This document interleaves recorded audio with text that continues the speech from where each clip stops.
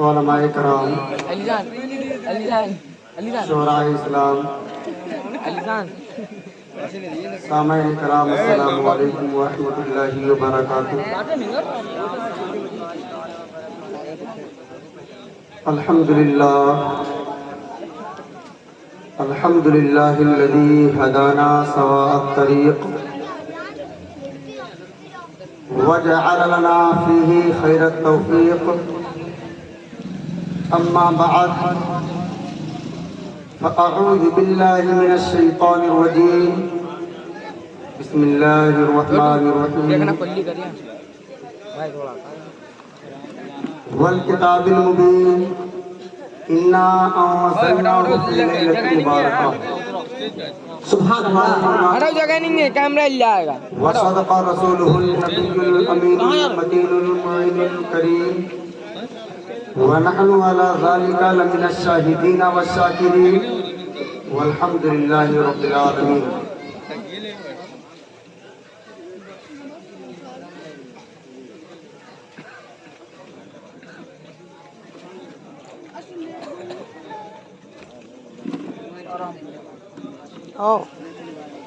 ادھر اور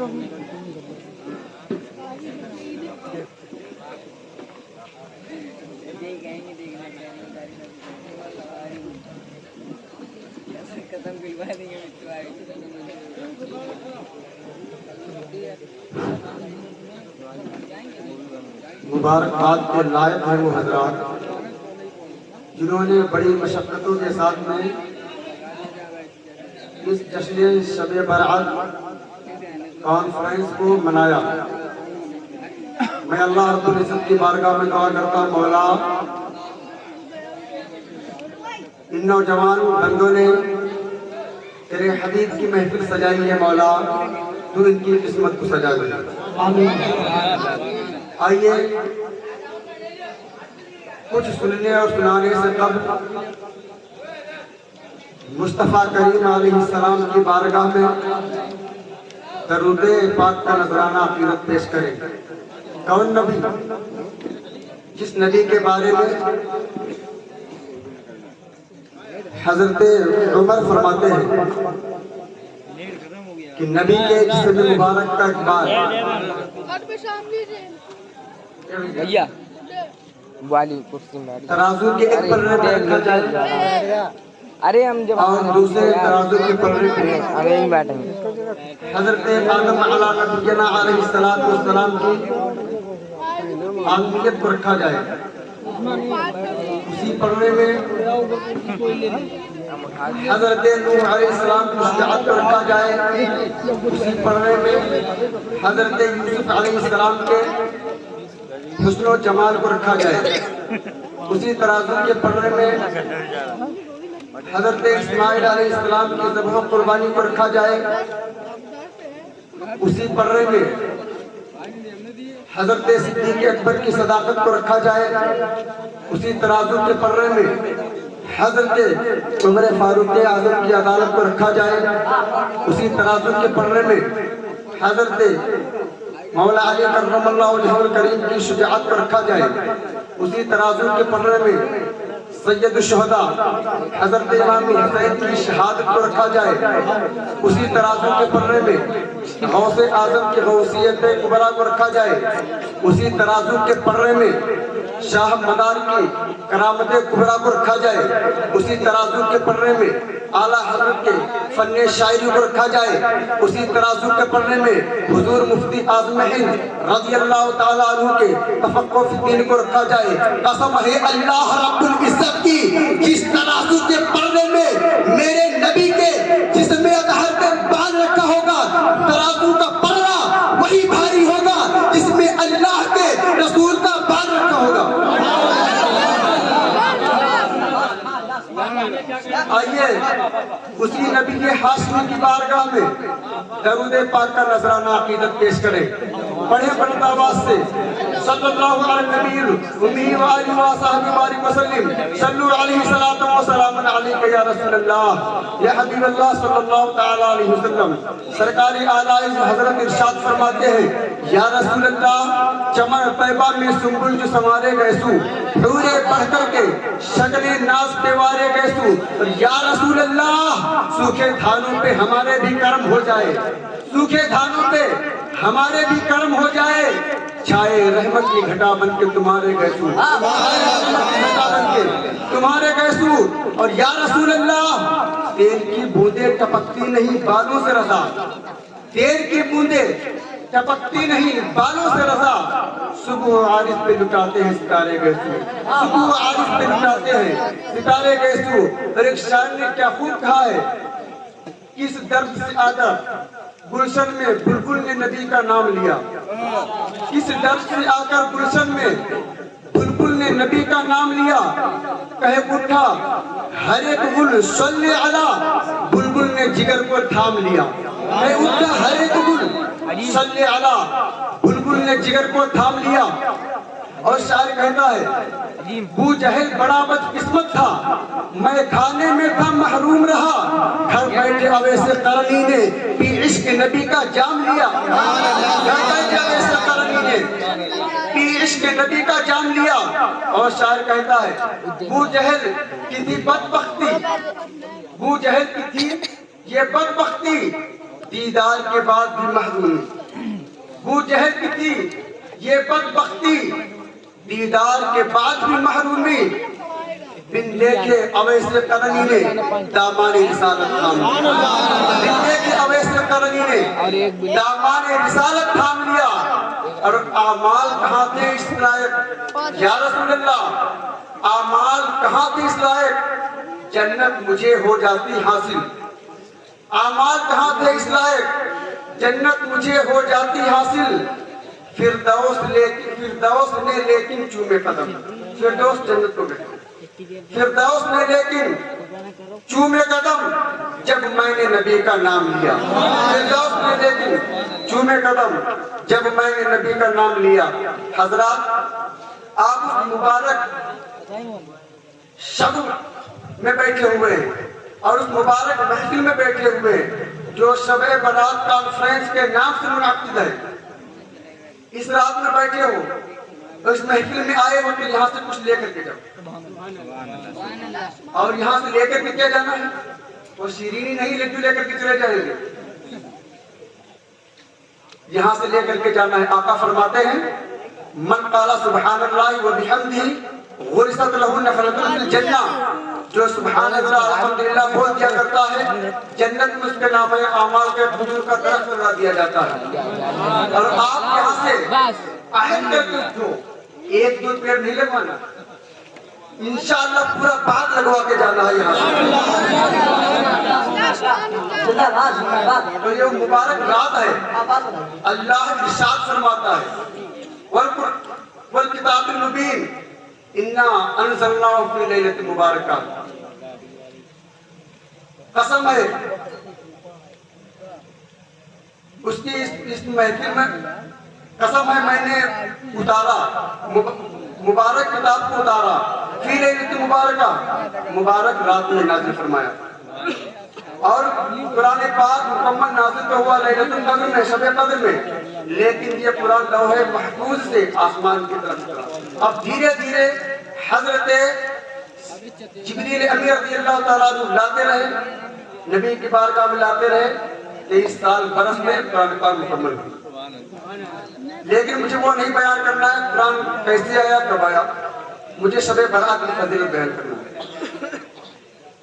یہ مبارک رات ہے آقا کریم صلی اللہ علیہ وسلم ارشاد فرماتے ہیں جب 15ویں رات آئے اللہ نے حدیث قدسی اللہ نے ارشاد فرمایا جب شعبان کی 15ویں رات آئے تو قیام کرو اور دن کو روزہ رکھو سورج غروب ہونے سے لے کر اللہ تعالیٰ نماز فجر تک بندوں سے ارشاد فرماتا ہے کون ہے بخشش کی دعا مانگنے والا جس کو بخشا جائے کون ہے جو مغفرت کی دعا مانگنے والا جسے میں بخش دوں کون ہے پریشانیوں سے نجات لینے والا جسے میں نجات دوں جسے میں چھوڑ دوں کون ہے بے اولاد جسے اولاد دیا جائے؟ کون ہے بے رزق جسے رزق دیا جائے؟ اللہ ارشاد فرماتا ہے کون ہے پریشان شدہ جس کی پریشانیوں کو دور کیا جائے؟ اس رات کی وہ فضیلت ہے مسلمانوں، اگر ہم اللہ کے گھر میں جا کر کے عبادت کرنے لگ جائیں تو اللہ تبارک و تعالی ہم پہ اس قدر نظر کرم فرمائے گا، اس قدر نظر کرم فرمائے گا، جا کر کے مسجد میں اگر ہم 100 رکعت نماز نفل ادا کر لیں تو اللہ تبارک و تعالی 70 بار ہم پہ نظر کرم فرمائے گا اور ہر بار میں 70 حاجتیں پوری فرمائے گا، اور انشاءاللہ والعزیز اگر ہم جا کر کے عبادتیں کرنے لگ گئے تو انشاءاللہ والعزیز ہماری ساری مصیبتیں دور ہوتی ہوئی نظر آئیں گی۔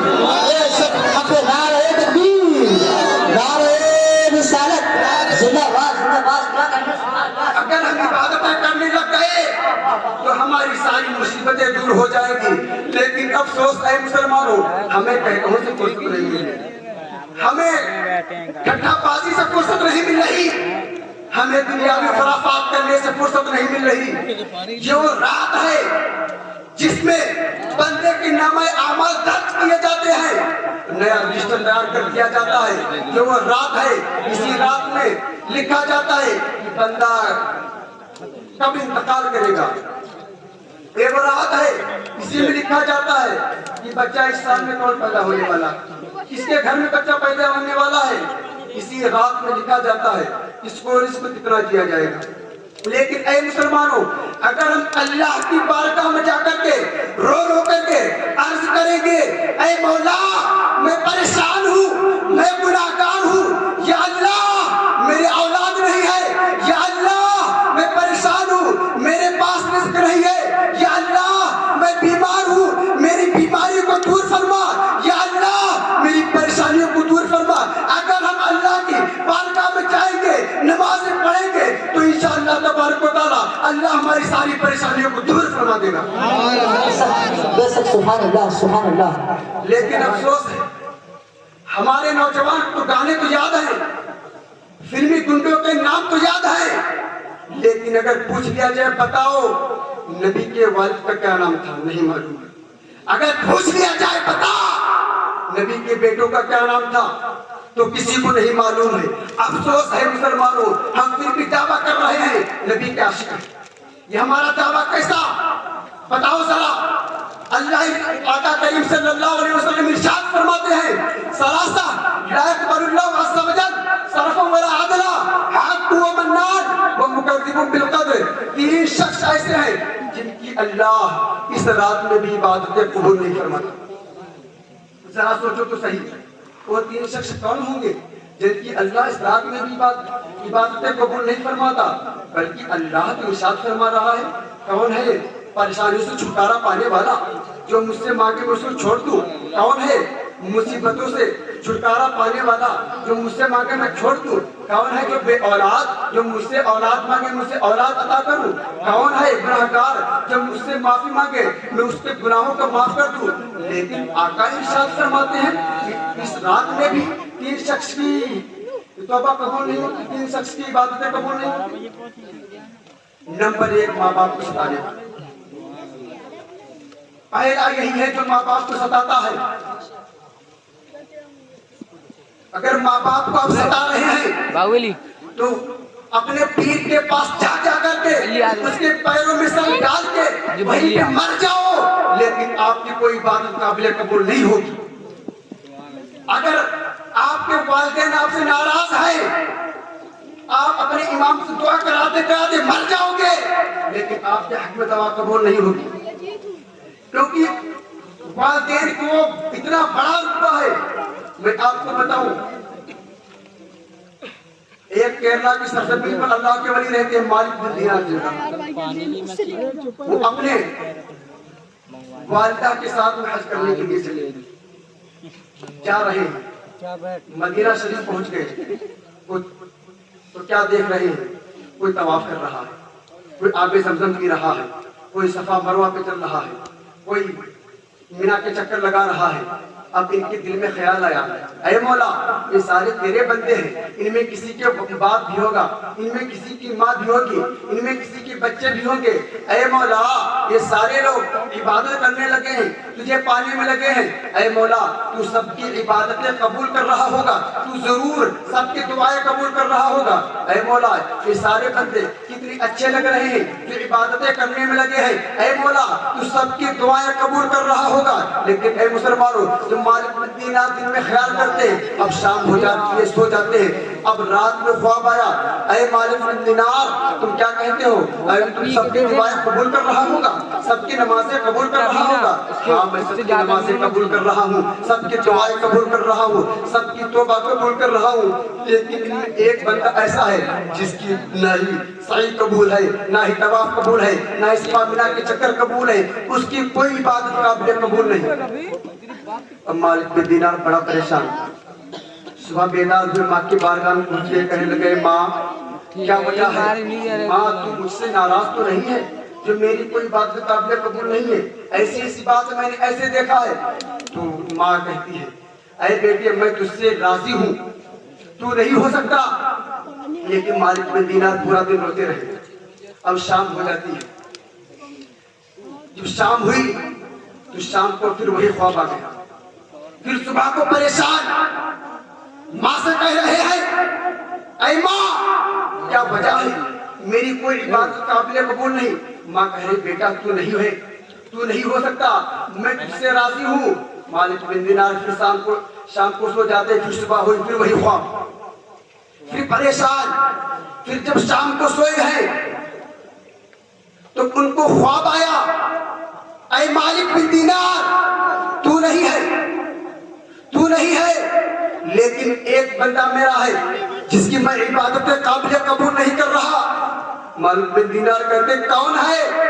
تو کہتے ہیں بلخ کا رہنے والا ہے جس کا نام محمد بن ہارون ہے، اس کی میں نے کوئی عبادت قابل قبول نہ کی۔ اب مالک بن دینار صبح ہوئی ماں سے عرض کرتے ہیں اے ماں اس میں کون ایسا بندہ ہے، کون محمد بن ہارون نام کا شخص ہے جو میں جاؤں جا کر کے اس سے آگاہ کروں اے شخص تیری کوئی عبادت قابل قبول نہیں ہے۔ اب مالک بن دینار اپنے ماں سے اجازت لیتے ہیں، اب گئے ہیں، اب جا کر کے ڈھونڈ رہے ہیں کون ہے بلخ کا رہنے والا، کون ہے بلخ کا رہنے والا۔ اب جب چلتے چلے گئے ایک قافلہ ملا، کہنے کون ہے بلخ کا رہنے والا؟ کہنے میں ہوں بلخ کا رہنے والا۔ کہنے محمد بن ہارون کو جانتے ہو؟ کہنے لگے ہاں میں محمد بن ہارون کو جانتا ہوں۔ مالک بن دینار نے پوچھا کیسے ہے؟ کہنے لگے اے مالک بن دینار کیا پوچھتے ہو کیسے ہیں؟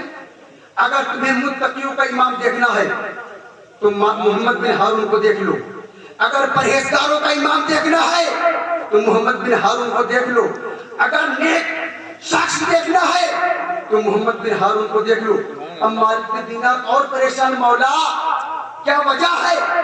لوگ اتنی تعریفیں کر رہے ہیں پھر بھی تو اس کی کوئی دعا قبول نہیں کر رہا۔ تو مالک بن دینار پریشان ہے، لیکن پوچھا بتاؤ ذرا کہاں ہے محمد بن ہارون؟ تو بتایا فلاں جگہ پہ عبادت کر رہا ہے۔ اب جب وہاں پہ گئے ہیں، وہاں پر جانے کے بعد میں کیا دیکھا؟ محمد بن ہارون عبادت میں مشغول، عبادتیں کرتے جا رہے ہیں، عبادت کر رہے ہیں۔ مالک بن دینار کھڑے، محمد بن ہارون عبادت کرتے جا رہے ہیں، لیکن جب بہت زیادہ دیر ہو جاتی ہے محمد بن ہارون سلام پھیرنے کے بعد پوچھتے ہیں شخص کہاں سے ہے، کون ہے، کیا بات ہے، کس لیے کھڑا ہے؟ تو مالک بن دینار محمد بن ہارون سے کہتے ہیں اے محمد بن ہارون سنو، ایسی بات ہے، میں نے خواب میں ایسا دیکھا ہے کہ تمہاری کوئی عبادت قابل قبول نہیں ہے۔ اب سنو محمد بن ہارون مالک بن دینار سے کیا کہتے ہیں؟ محمد بن ہارون کہتے ہیں اے مالک بن دینار میری ماں بیوہ تھی، میرے باپ کا انتقال، میں ماں کے شکم میں تھا تبھی میرے باپ کا انتقال ہو گیا تھا۔ اے مالک بن دینار میں بہت زیادہ غریب گھر سے تھا، میری ماں بیوہ تھی، لیکن ایک دن بارش بہت اچھی ہو رہی تھی، لیکن میری بستی کا گنڈا ایک لفنگا میرے گھر میں آ جاتا ہے، میری ماں کی عزت پہ حملہ کرنا چاہتا ہے۔ ذرا سنے وہ نوجوان جو اپنی بہن کے آگے موبائل پہ گانا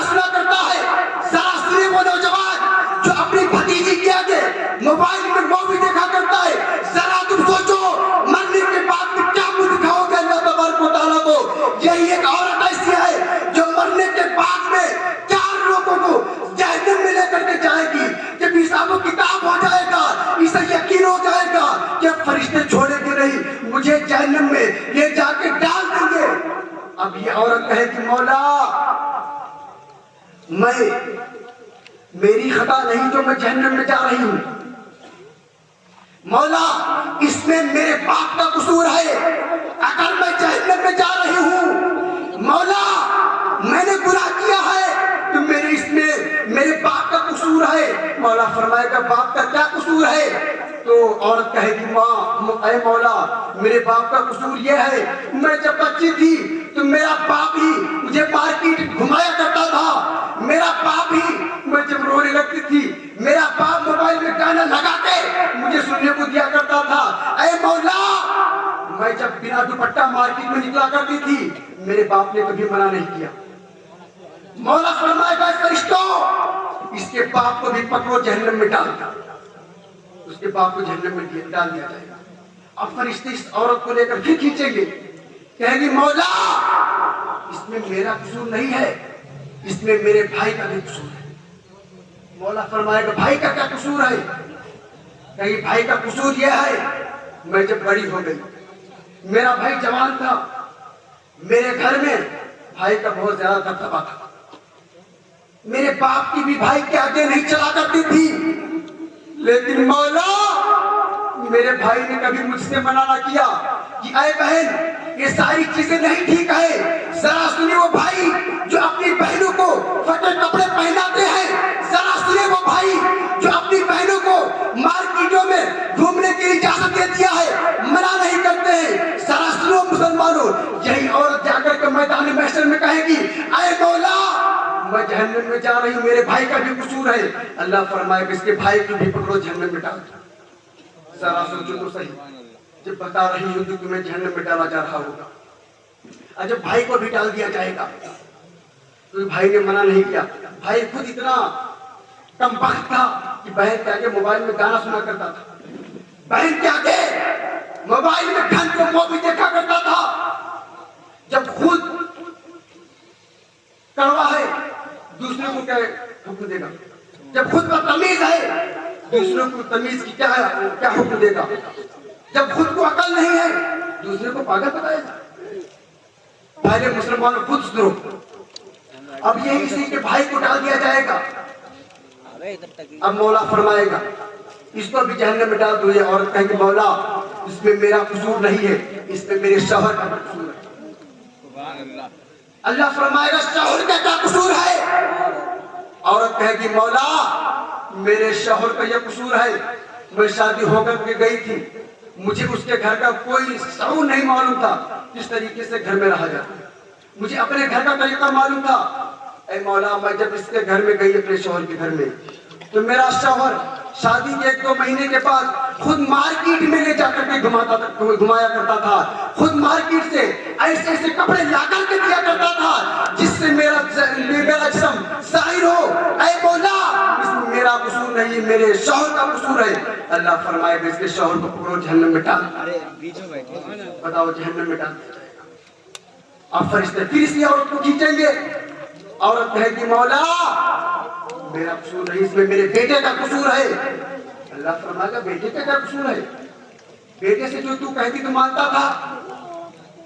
عورت کہے گی مولا اس میں میرے بیٹے کا یہ قصور ہے، میں جب بوڑھی ہو گئی میں مارکیٹ میں جایا کرتی تھی، لپسٹک لگایا کرتی تھی، پھٹے کپڑے پہنا کرتی تھی، مولا کبھی میرے بیٹے نے منع نہیں کیا۔ اے ماں یہ تم عمر دراز ہو گئی تم پہ اچھا نہیں لگتا ہے، مولا کبھی میرے بیٹے نے مجھے منع نہیں کیا۔ اللہ فرمائے گا فرشتوں اس کے بیٹے کو پکڑو، اس کے بیٹوں کو بھی جہنم میں ڈال دو۔ ذرا سوچو تو مسلمانوں، جب ہمیں جہنم میں ڈالا جا رہا ہوگا ہم کیا اللہ کو منہ دکھائیں گے؟ اللہ نے پوچھ لیا نوجوان بتا اپنی بہن کے آگے تو موبائل میں گانے سنتا تھا، اپنی بہن کے آگے تو ناچنے والے گنڈوں کے طریقے سے ہاتھ میں کڑا پہنتا تھا، بتا اپنے کان میں تو کنڈل پہنتا تھا، اللہ کو ہم کیا جواب دیں گے؟ بتاؤ مسلمانوں۔ اگر یہی 4 سدھر جائیں 4 تو انشاءاللہ ہمارے معاشرے کا ماحول سنورتا ہوا نظر آئے گا۔ لیکن افسوس ہے 4 تو الگ بات ہے، ہمارا نوجوان اپنے بیٹوں کو بگاڑنے کی کوشش کر رہا ہے، بچہ اچھی طریقے سے اپنے کا شعور نہیں ہے، اسے بال ایسے کٹائے جا رہے ہیں پتہ ہی نہیں چل رہا کون ہے کلمہ پڑھنے والا یا بے کلمہ پڑھنے والا ہے۔ ہمارا بچہ بڑا نہ ہو پایا، اس کے ہاتھ میں کنگن آ گیا، پتہ نہیں چل رہا ہے کہ کلمہ پڑھنے والا ہے کہ بغیر کلمہ پڑھنے والا ہے۔ بتاؤ مسلمانوں، ہم اللہ کو کیا جواب دیں گے؟ یہ چھوٹے چھوٹے بچے ابھی ہم نماز کا طریقہ نہیں بتا رہے، مدرسے میں پڑھنے کے لیے نہیں بھیج رہے۔ جب یہ ہمارا بچہ بڑا ہو جائے گا، جب یہ ہمارا بچہ بڑا ہو نعرہ جائے گا، تکبیر، نعرہ رسالت، خواجہ کا ہندوستان، مستق اعلیٰ حضرت علماء اہل سنت، نعرہ تکبیر۔ ماشاءاللہ منبر نور پر حضرت حضرت علامہ مولانا عثمان نظامی صاحب قبلہ مقدس ذلہ نورانی تشریف رکھتے ہیں۔ آپ ان کی بھی زیارت کرتے رہیں اور میرے پیغام کو بھی سماعت کرتے رہیں۔ ذات دل کے کانوں سے سننا مسلمانوں، جو ہی اس کان سے سن کر اس کان سے نہ نکال دینا۔ یہ شب برات کی رات ہے، نجات کی رات ہے، رحمتوں کی برسات ہے۔ اگر آپ یہاں سے جو باتیں بتائی جائیں گی اگر عمل کر لو گے تو انشاءاللہ آپ کی دنیا بھی سمجھ جائے گی اور آخرت بھی سمجھ جائے گی۔ یہاں سے عہد کر کے اٹھنا، یہاں جو باتیں بتائی جا رہی ہیں میں ساری باتوں پہ عمل کرتا ہوا اٹھوں گا۔ میں بتا رہا تھا کہ مالک بن دینار سے محمد بن ہارون کہہ رہے ہیں، اے مالک بن دینار کیا پوچھتے ہو؟ میرے گنڈا میرے گھر میں آ گیا، میری ماں بیوہ تھی، میری ماں کی عزت پہ حملہ کرنا چاہتا تھا، لیکن میری ماں چپکے سے گھر سے نکل جاتی ہے، بارش ہو رہی ہے، لیکن میں گھر کے اندر تھا۔ میری ماں کے اندر سے خیال آیا کہ میرا بیٹا گھر پہ لیٹا ہے، وہ گنڈا پتا نہیں میرے بیٹے کو کیا کرتے۔ مالک بن دینار کہتے ہیں، محمد بن ہارون مالک بن دینار سے کہتے ہیں، اے محمد بن ہارون، میری ماں مجھے اٹھانے کے لیے آ گئی۔ اے محمد بن ہارون، میری ماں مجھے اٹھا کر لیے چلی گئی، بارش ہو رہی ہے، میری ماں چڑھا رہی ہے، میری ماں کو جاڑا چڑھ رہا ہے، لیکن ماں مجھے نہیں چھوڑ رہی ہے۔ اب کچھ دنوں کے بعد میں میری ماں کی چھاتی کا دودھ خشک ہو جاتا ہے۔ اے ماں مالک بن دینار، میری ماں میرے لیے دوسروں کے برتن مانج کر مجھے دودھ پلاتی ہے، پیسہ پیدا کرتی ہے، مجھے دودھ پلاتی ہے۔ اے مالک بن دینار، اب میں بڑا ہو گیا، میری ماں نے دعا کی تھی، مولا میں نے تو غربت جھیل لیا ہے، لیکن اے مولا میرے بیٹے کو غربت نہ دینا، عثمان غنی کی سخاوت کا سر ادا کر دینا۔ اب مالک بن دینار کہتے ہیں، ذرا توجہ کے ساتھ سنو مسلمانوں، توجہ کے ساتھ سنو، یہ وہ محفل ہے۔ میں آپ کو بتاؤں امام شافعی رضی اللہ تعالیٰ عنہ حدیث مبارکہ کا درس دے رہے ہیں، توجہ کے ساتھ میں امام شافعی حدیث مبارکہ کا درس دے رہے ہیں۔ اب اتنے میں ان کے جسم میں بچھو چڑھ جاتا ہے، ان کے جسم میں بچھو چڑھ جاتا ہے، چہرہ درد ہونے لگا، بچھو کا زہر چڑھا رہا ہے، لیکن مالک بن دینار امام شافعی حدیث کا درس دیتے جا رہے ہیں۔ حدیث کا درس دینے کے بعد میں فوراً کے اپنے حجرے میں گئے، روم میں گئے۔ اب پیچھے سے سارے شاگرد چلے گئے، کیونکہ کبھی ایسا نہیں ہوتا تھا امام شافعی درس دیتے چہرہ زرد پڑ جائے، لیکن اس دن ایسا ہوا۔ اب سارے شاگرد امام شافعی کے سامنے گئے، اب کیا جب کپڑے اتارے گئے تو کیا